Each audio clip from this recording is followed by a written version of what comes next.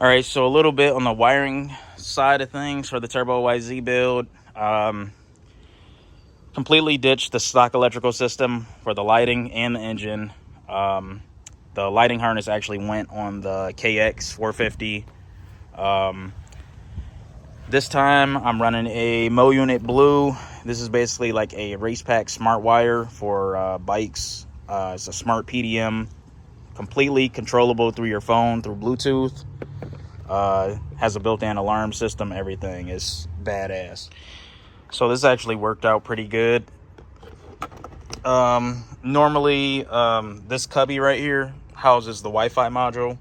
That's pretty much the communication device that you use to interface with that Yamaha power tuner app, so you can change the tune settings on the bike.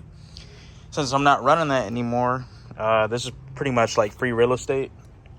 And this is the new PDM right here, the Moto Gadget m.unit blue smart PDM, and it actually fits perfect right there. So guess what's going right there?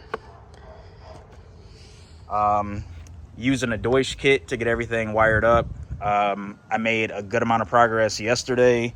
I got the m.unit mounted in this location, so it's completely secluded from water, or segregated from water and everything. These are the two harnesses that Revival Cycles supply with the m.unit blue. I actually terminated them into two 12-way Deutsch connectors. So this is the high current output side, and then this is low current inputs. Actually making a small 6-inch jumper to go from the inputs and outputs to up here, so that way it'll be easy to remove it, if I ever need to service anything. So get started on that, and then I will make another reel and keep you guys posted. All right, just to get you guys up to speed on what I'm actually doing. So pretty much there are two buses of, or there's a bus for the inputs. So this is basically what triggers whatever this device is powering. And then these are the outputs. The outputs would be directly connected to whatever, you're powering. So for instance, like the headlight, the 12 volt going to the headlight would come from this bus. The 12 volt going to the tail light would go to this bus. And then for the most part, you just have your ground for whatever you're powering hooked up to the chassis. So these are all 12 volt connections going out to whatever these are powering.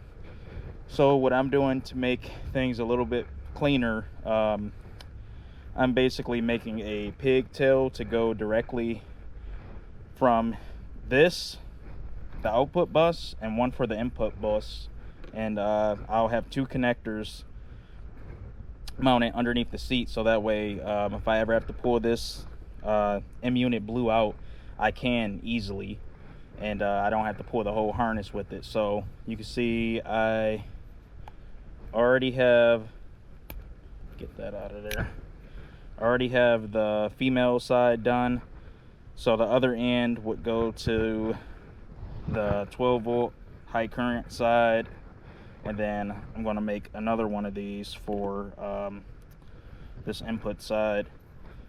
The opposing side basically goes to the main accessory harness. So for lights, horn, ECU power, that's going to go in this direction and wrap around and then go towards the front of the bike. So with this one, for instance, basically just run this through there. I'll show you how these guys connect. Something I did a little bit differently is these connectors right here that actually go inside of the output bus. Normally you would just strip one of these wires back and then take the copper strands and then stuff them into these holes, and then they have a release tab, which is the little orange tab sticking out on the bottom of them. That seemed really janky to me to do something like that. So what I did is I basically just took a male Deutsch pin and then I stripped the wire, soldered it to it, and then just put some silicone infused heat shrink on it, and it came out really clean. So now all I have to do is, so this is the orange wire, is the horn wire, just using that one as an example. So let's find the horn port, which is right here, and then all I got to do is literally push it in there, and now it's good to go. So I'll show you, it doesn't come back out. It's nice and tight, and it's completely you know, shielded from the elements, water, rain, whatever. And then all I got to do is get this little small flathead really quick. All I got to do is press that orange tab right there, and then pull it right out. So it's that simple. But yeah, I really like the Deutsch pins for this because it makes it a lot cleaner. So let me finish this up, and then I'll show you guys the finished product. All right, bear with me with my workspace. I really need to get a work table or a garage, I guess. But I'll show you guys just as an example, because some people aren't familiar with the Deutsch style connectors. So I'll show you how to do one of these pins to get this end result right here. So let's see, this is the high beam wire right here, the blue one. So this is 18 gauge. So I got a set of Klein strippers. So you find the 18 on here, which is the second one from the left. So you can see, stripped it to copper. I actually want to shorten that up a little bit, because sometimes if you don't shorten it, you'll have some copper actually sticking out past the crimp section where it actually is supposed to crimp around the sheathing of the wire. So let's find a male pin. This is what the male pin looks like. So this outer crimp right here, this will actually go around the silicone sheathing of the wire, and then this inner one on the right here is actually meant to capture the copper strands. So this is a tool, crimper tool that I got from Amazon. It actually came with this entire Deutsch kit. I think I paid like $200 for this whole kit. It comes with the pin tools and everything. So since we're dealing with 18 gauge wire, you see you have three options to choose from. So you see 18, 16, and 14. I hope this camera is picking this up. Anyways, what I like to do to get the process started, you'll fully seat the pin in the 18 gauge hole, or whatever, you know, wire size, wire diameter you're working with. I like to, this is a ratcheting style tool, by the way, so as you squeeze it, it'll lock into place. I usually like to crimp this down until you hear one click and then stop. Take the wire, make sure the strands are straight, the copper strands. Yep, so then you'll basically take the wire, insert it into the crimp.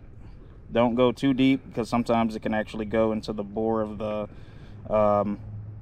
male terminal, and then you squeeze down. Okay, and now you can see, please pick this up. Now you see you got copper on this end, exposed copper is crimped down nicely, and then you have the wire sheathing captured in this outer crimp right here. And then basically what I'll do is take this 18 gauge heat shrink, cut it to length, throw it over the wire like that. So like right there should be good. And then I'll take my heat gun, heat it up, Don't burn yourself.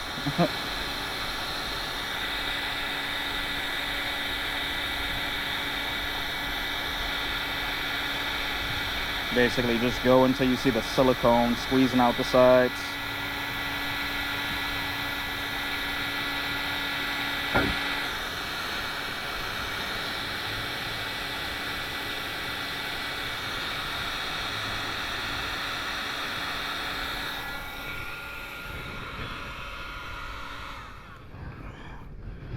And that's basically the end result.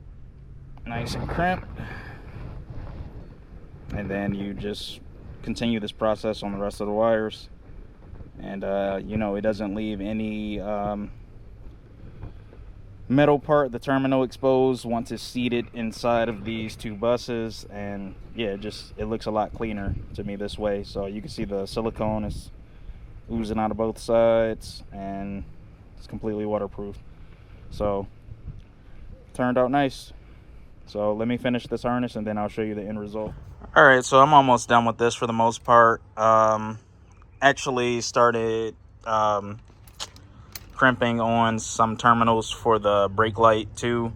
But this is like one area where I kind of want to note like the importance of terminating certain wires in a certain orientation in the connector. So most of all of these wires right here, these are going to power things that are in the front of the bike. So like the headlight, the horn, the low beam, high beam, etc. I also have to terminate these wires right here, but these wires are more so associated with the rear of the bike. So like this is the brake light wire, left turn signal, right turn signal. With the exception to the turn signal wires, because these actually have to be wired together, because obviously you have a left and right turn signal in the front and a left and right turn signal in the rear.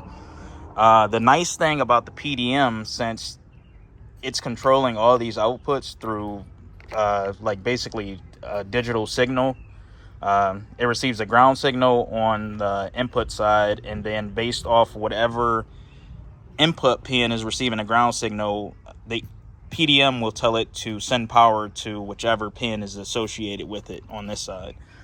But the nice thing about that is, like the brake light, for instance, since it's an LED light, I can basically have like a one wire brake light. So what that does is the same wire that powers the brake light, in the PDM, it'll basically set the running light to like 50% brightness, and then when it receives a ground signal for the actual brake light, it'll basically just bump the brightness up to 100%. So that way, you know, it just cuts down on wiring a lot, because normally you would have to have two wires, whereas in this case is actually varying the different states of the brake light through software. So that's pretty neat. This is actually the brake light harness right here. So I'm running a LED strip that has turn signals, brake lights, turn signals, brake light illumination wire, and ground wire. So it's 4 wires total. I have to go back there. Another neat feature is that you also don't need to have a wire for the hazards, because that's also something that's taken care of in the PDM. But more so, I was just trying to explain the importance of wire routing, because, you know, it wouldn't make sense if, you know, if certain wires are going to the back of the bike versus the front of the bike, it doesn't make sense for you to, like, I guess, jump terminals per se.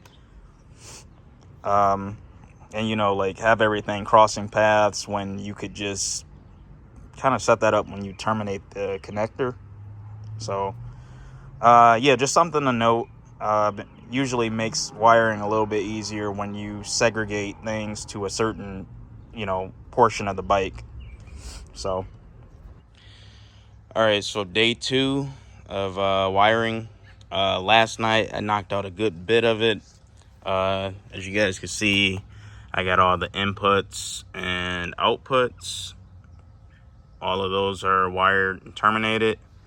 Then they both come up to two 12-way Deutsch connectors. So I'm actually working on the other side now. I'm just terminating the connector for the input side. Some of the stuff from the fuel tech is also going to interface with the input side of this, because some switches I will have virtually on the fuel tech dash. So they're basically like software switches, so you don't basically have to have a physical switch on the handlebars. Actually still gotta twist this and then zip tie it too. But overall, I'm pretty happy with how it's coming out.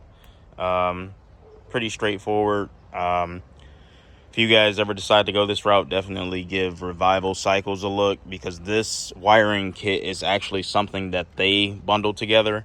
That doesn't come with the Moto Gadget kit. They just make a wiring kit with loom, sheathing, heat shrink, and labeled wiring. And they do all of that stuff in-house. So shout out to those guys.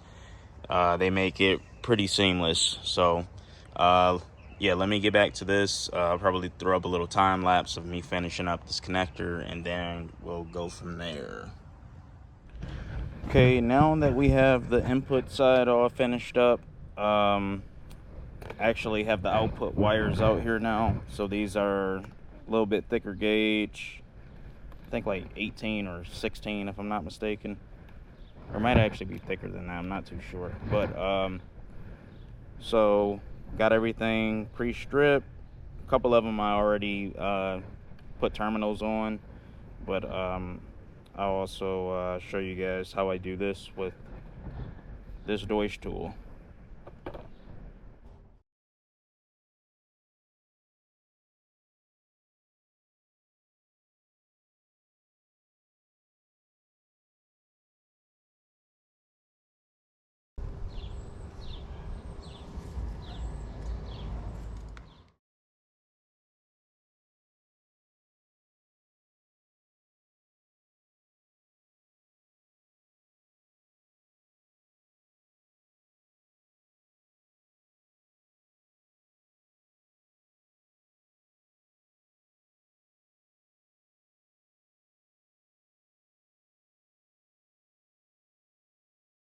Alright, so you guys can pretty much see what the finished product is. This is actually heat shrink lined this with silicone, so you can see like it kind of oozing out the sides right there. Really good stuff.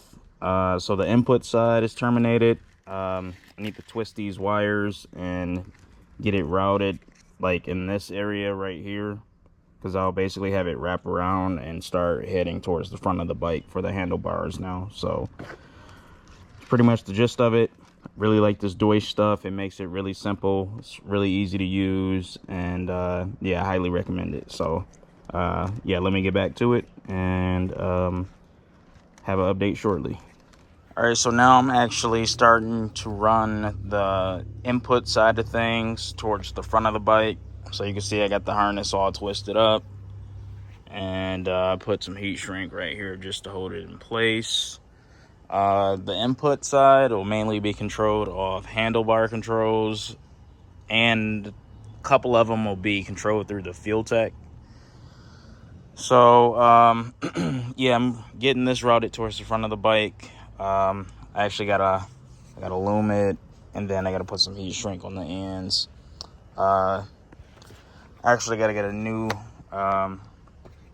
like a face plate for this one, because I tried to remove it and I was a little bit too rough with it. So I gotta swap this out.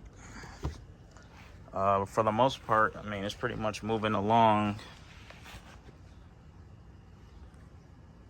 Got to run the main power and ground to the Moto, to the m.unit blue. Got to run a chassis ground, 2 chassis grounds. But yeah, so I got the output side right there. That'll be next. And then once I'm done with this, I can start on the freaking fuel tech wiring. So I mean, almost halfway done. So yep, stay posted. All right, so I finally got these two terminated and figured out where everything needs to be routed. So I'm actually Initially, I had this entire loom right here in this diameter. I had it loomed in this diameter sheathing right here, the entire length. But I actually changed my mind and decided, because since both of these looms have to go to the front of the bike, I basically just cut two 6-inch sections off, and now I am going to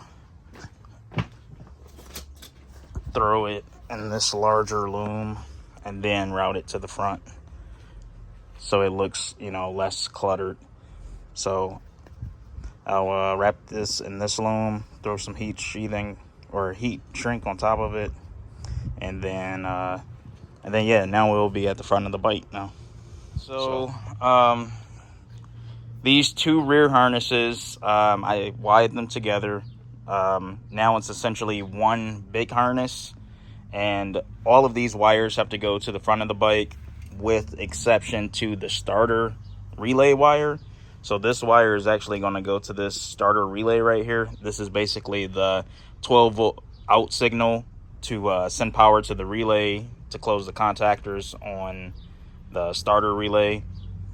Basically tells the starter to start turning, I guess you could say, or closes the relay so the starter can turn. It's a better way to say it.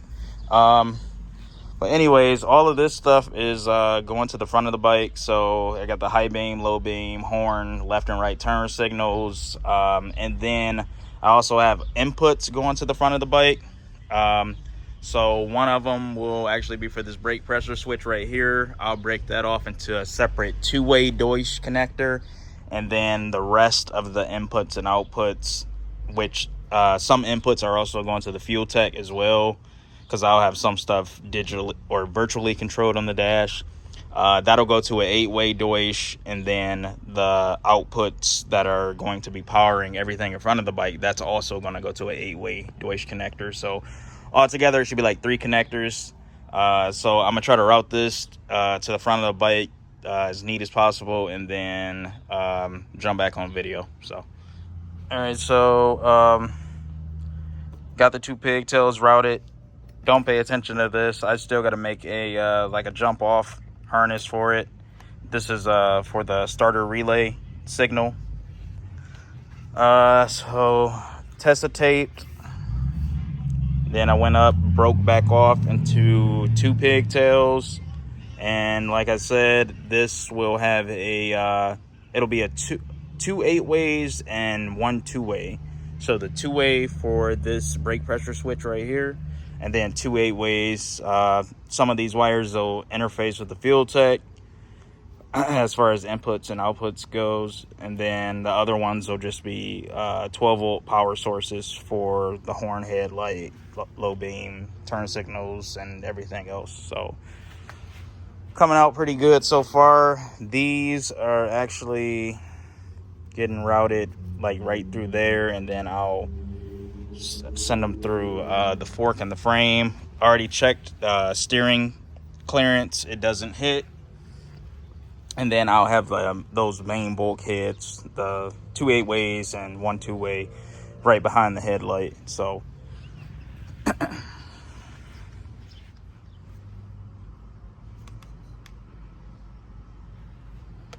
all right, so got these 2 terminated now.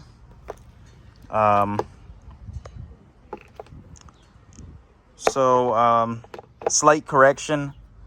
This is the input harness right here. So basically whenever either of these touch ground, it'll trigger the output that it's associated with in this harness. So this is pretty much the power side, and this is the signal side. So I got these 2 terminated. I got 3 inputs that will be going to their own separate connectors. So I got an auxiliary 1 port, an auxiliary 2 port, and then I have the brake signal. So these 2 auxiliary ports, these could be used for anything. You could power a USB port with them or whatever.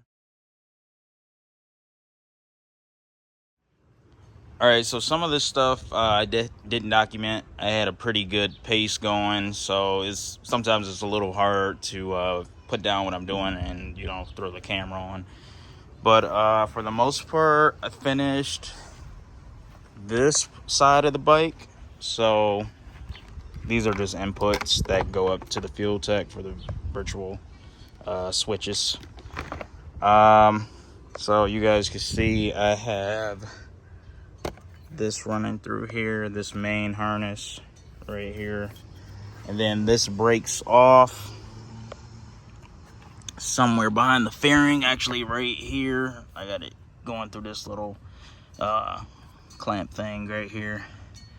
Then it breaks off into two separate harnesses, and you can see both plugs underneath there.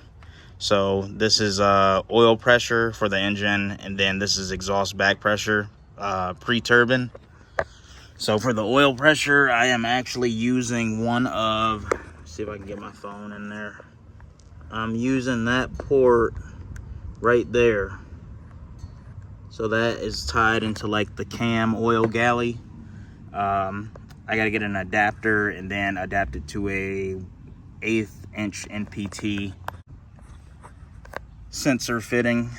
And then I'll also have a small 1/8 inch NPT stainless bung welded in the turbo header, which will run alongside here. Let me see, what else? This is the Moto Gadget.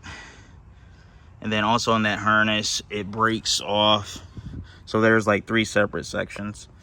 It breaks off right here, runs on top of the frame. I'll probably move this zip tie because I don't want any of this stuff visible.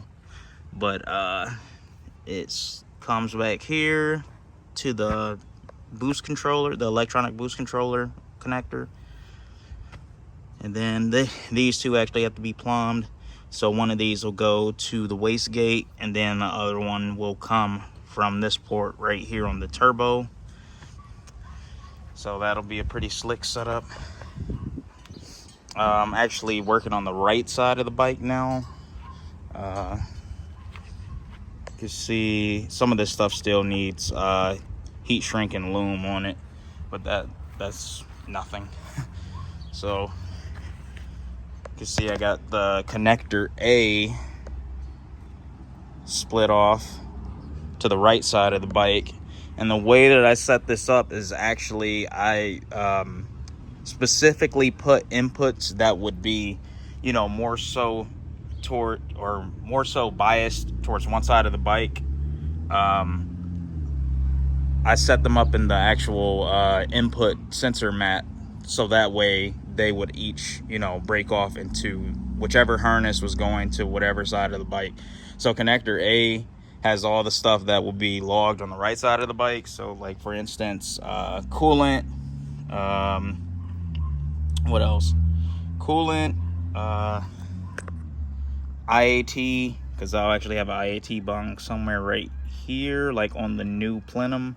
It'll be mounted in the bung will be mounted in the floor of the plenum, and the connector will face down towards the ground. What else do I got over here? You can kind of see how I ran like one large harness towards the rear, and then it slowly comes up, and then it breaks off and branches off to each different sensor. So I think this is fuel pressure, this is turbo oil feed pressure, coolant, and then this is manifold air temp. And then this is also something that I got to run to the front because I'm running a ethanol flex fuel sensor. So that'll be mounted somewhere up here off of the return line on my Racetronics regulator. But so far, I mean, everything is coming together. And I can actually do this on cam. But it's just, sometimes the thing with wiring is you really have to plan it out beforehand.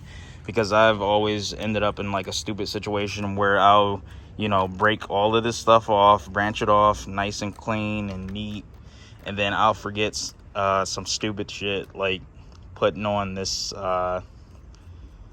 not, or forgetting to put on the heat shrink when it you know, branches off into the Y like it is now. So you got to be super conscious when you're doing this stuff, just so you don't forget anything. But for the most part, it's going together pretty good. You guys can see the throttle body is off, so I actually got rid of the cable throttle body, taking more advantage of what I could do with the FT550 Fuel Tech. So I'll be running a KTM 390 Duke drive-by-wire, or they actually call it ride-by-wire throttle body. So that'll be fully electronic. The nice thing about it is that the throttle body has an integrated map sensor, which I won't be running because the Fuel Tech actually has its own internal map sensor that's like, I think it goes up to like 9 bar or something crazy like that. But yeah, I pretty much just have to run a hose off the back of the ECU and then run it to the intake manifold.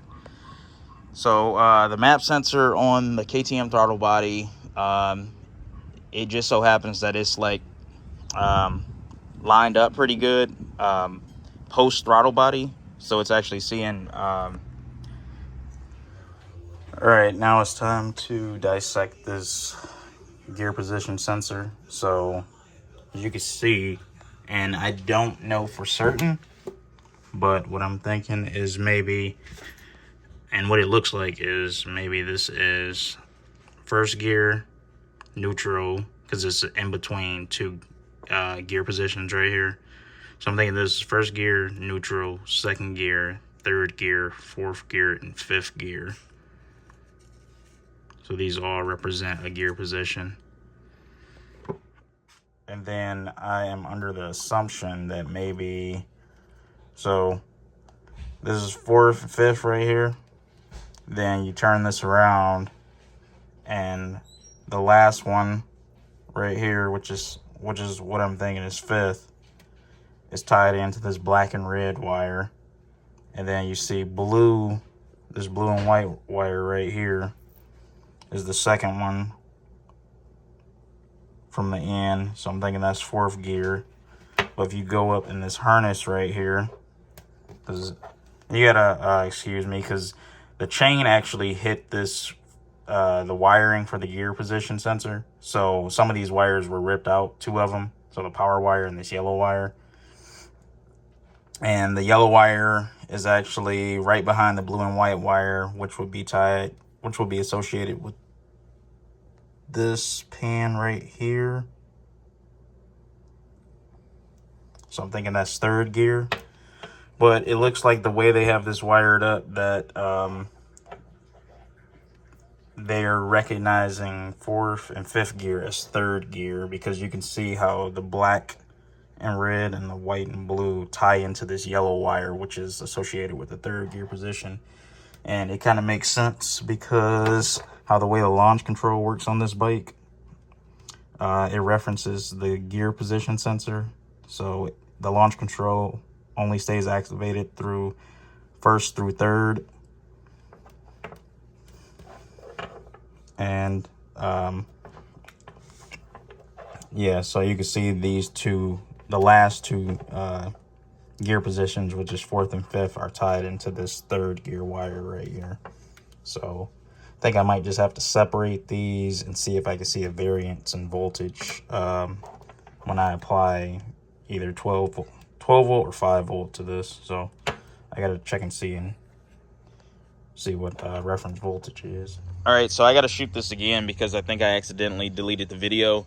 But the reasoning behind going to the R1 gear position sensor is because it uses significantly less inputs to obtain the same goal. So this is basically like a TPS sensor. So all it's doing is basically varying voltage. Whereas with the stock gear position sensor, like how you guys saw those 5 copper pads, and how I said that each pad basically represents an individual gear, I would have to use 5 inputs in order to use that stock gear position sensor with the Fuel Tech ECU. And that would literally use up like half of my inputs. Whereas with this one, the ECU is basically just reading like a variance in voltage, and whatever voltage reading I'm getting, so like let's say first gear, that might be 1.2 volts, and then neutral might be 1.6 volts, and then second gear might be 2 volts, and third gear might be 2.6 volts, and it's doing that through one input as opposed to 5. So much more efficient way to go about it. So as you can see, I got the sensor plugged in right now, and then I'll just use this to actually turn it. This is just an Allen socket, and you can see this turns, and then you can see on the fuel tech it says it's in third gear. So whatever I have the table set up for right now, that voltage is equating to third gear. And this is also something that I'll have to fine tune once I actually get the new motor in the bike, because there will be some slight variance. So you can see as I slightly turn this, now I'm in fourth gear. And then if I turn it a little bit more, now I'm in fifth gear. And then this is fully 360-degree rotational, so you don't have to worry about breaking the sensor. So I turned it a little bit more, now I'm in first gear.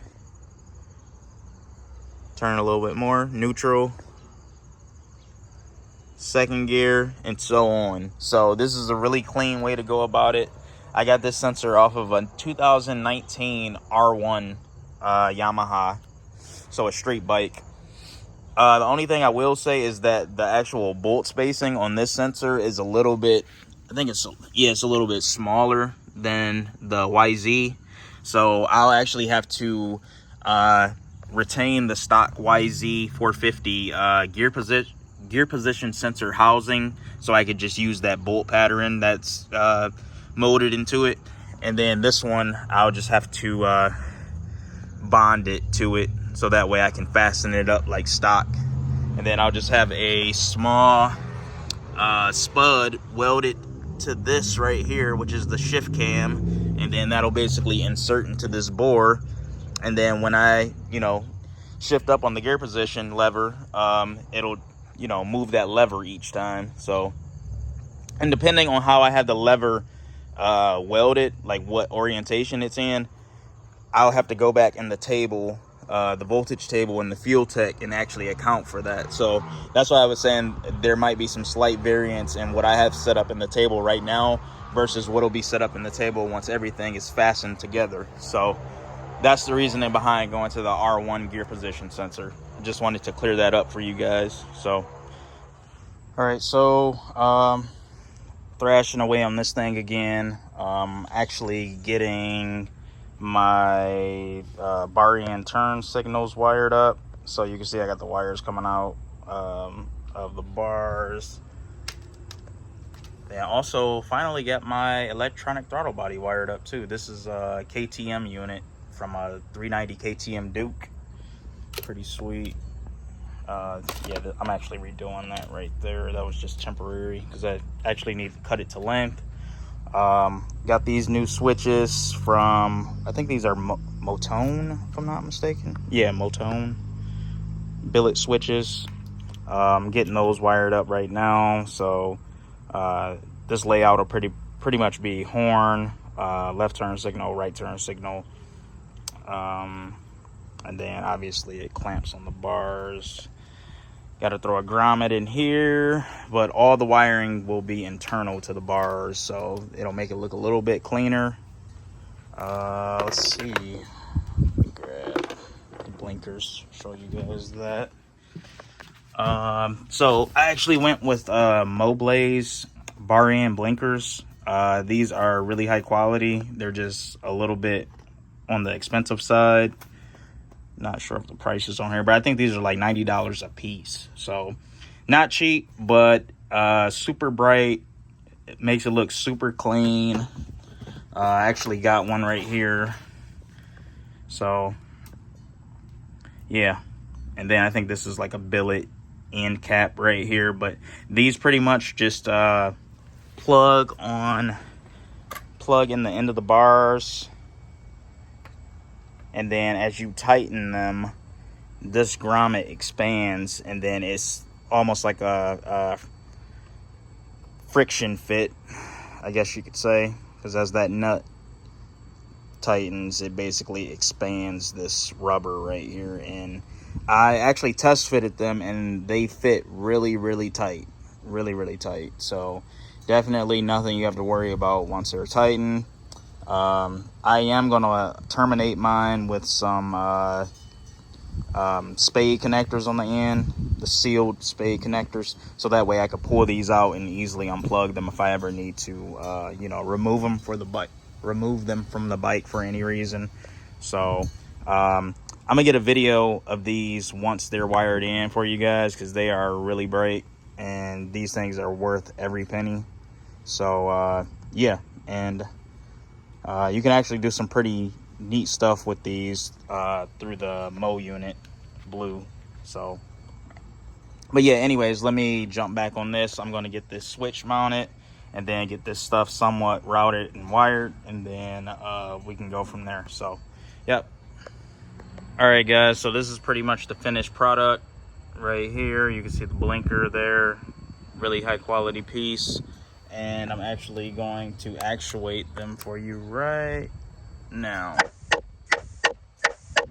That noise is actually coming from the app on my phone, the MoRide app. So that the actual blinker doesn't sound like that. But these things are, I'm actually going to get some neat video too, because these things are extremely bright, but pretty nice. Can't complain at all.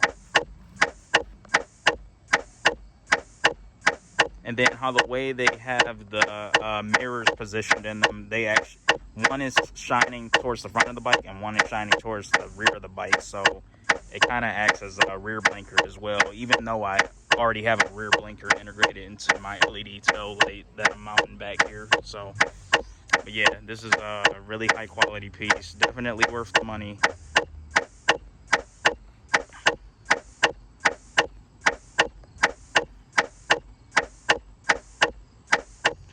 Alright, I actually wanted to show you guys the blinkers and what they look like in the dark. So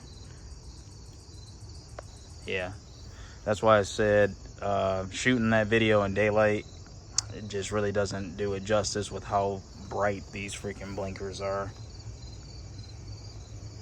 So that's right turn, left turn. Super bright, super bright. And then you also can press both turn signals at the same time and do hazards. So pretty sweet. Another trick feature about the PDM is just like certain logic embedded in the PDM to where, oh yeah, if I press these two buttons at the same time, I get this function, or vice versa. But yeah, pretty sweet, super bright. Really happy with the Moto Gadget turn signals. Definitely recommend them. High quality piece. Got some more new parts in. This is actually the Y-Band O2 Nano from Fuel Tech. Actually running their sensor as well. I actually had two of these sensors laying around, but you know, I just wanted to be safe and start fresh with a brand new sensor. Plus, I don't know if my previous sensor got damaged when I had the catastrophic engine failure. So, yeah, so I just figured it would be a safe bet just to, you know, start off with a fresh sensor. So, but anyways, this Y-Band O2 Nano is basically compatible with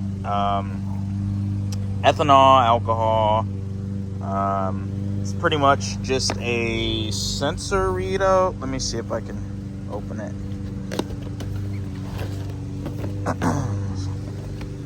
Man, I really love the red backdrop that Fuel Tech does with their boxes. I don't know why. But anyways, this is the Y-Band O2 Nano. This is basically an O2 readout. This actually works with the CAN plugs right here that are terminated on the ECU. Got their, what is this, 3.5 foot harness, which should be more than enough for you know, mounting it on my bike. I'm probably gonna mount this like right underneath the ECU like this, because I do plan on getting this mount from One Stop. I think it's One Stop Performance, I can't remember, but they deal with like a lot of turbo jixer stuff. They have a really nice clean mount for the FT550, and they even have this Y-band O2 Nano integrated into the mount, so it's like mounted underneath the ECU like this. So actually, here's a picture of it right here.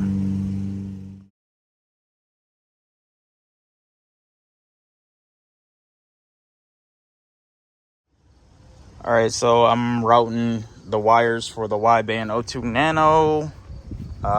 So this is pretty much my main wiring junction right here. Most of the wires are running on this side of the bike. Pushed them in a little bit so it can clear the radiator fuel cap and I don't have to worry about it chafing. This is temporary right here. So yeah, these this is actually the main plug for this gauge right here. So that'll sit underneath the FT500 or FT550 ECU. Let's see what else. And then obviously we have a 4-wire connection. One of these won't be used because I'll actually be transmitting the data over CAN versus a 0 to 5 volt input port or output. And then I got one battery ground, chassis ground, and then battery 12 volt. So yeah, so, and then this is the actual main connector right here that goes to the O2 sensor. That'll be mounted in the exhaust pipe that'll run up here. So I don't have the exhaust pipe fabricated yet. That's something that'll probably be done this upcoming week. So this will just have to like hang in place for the time being. But making headway on this. And then I'm periodically checking the actual steering swing to make sure that, you know, no wires are actually getting pulled like taut when the steering knuckle is in either direction. So I'm almost done wiring it. So yep, give me a sec. All right, so I'm finishing up my installation of the Y-band O2 Nano. I got the gauge in place. I'm actually ordering the mount that I mentioned earlier on Monday. So yeah, so these two aren't mounted yet. But for the most part, I actually finished the harness on it. So you can see I got it terminated into a 2-pin Deutsch connector. And this is basically a 3-wire setup. You have a battery ground, a chassis ground, and then you have a switch 12 volt ignition source. I'm actually going to tie the Y-band O2 into this wire right here. And this wire is actually the 12 volt ignition wire to turn on the fuel tech. So I'll basically just tie into this with another Deutsch male pin that'll end up going in the ignition port on the Moto Gadget. And basically when I power up the fuel tech, the O2 sensor will power up. So got the harness done, and I just got to route this, and then we should be good to go. All right, guys, so this is pretty much the end result. That 2-pin Deutsch connector is actually right there. I have it routed around this upper aluminum beam right here. It drops down, and then this is actually the ground wire for it. So I tied that back into one of the main ground posts that I'm using for a lot of the stuff back here on the frame, other than this one right here. This is actually the main one from the battery. But anyways, came out pretty good. Now you guys can see, like I said, I still got to get this stuff mounted. So I'm ordering the mount Monday for this. But Mo ride ready. And that voice that you hear, that actually, it probably sounds a little distorted, but that is actually the MoRide app on my phone. And the MoRide app is tied to this Moto Gadget unit. So, but anyways, you can see the O2 powers up, or the wideband O2 Nano. And then obviously the Fuel Tech dash, blinkers.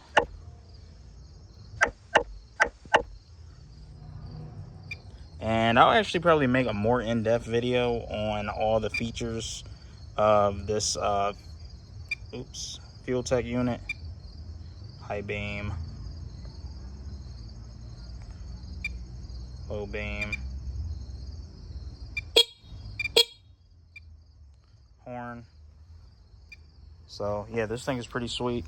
And like I said, this will be kind of a long series because I need to make more than one video to document everything on the bike. But yeah, it's pretty much it for right now. We'll have a fuel video dropping after this one, documenting me switching the bike over to methanol, or preparing it to run on methanol in conjunction with the 85. But yeah, that's pretty much it.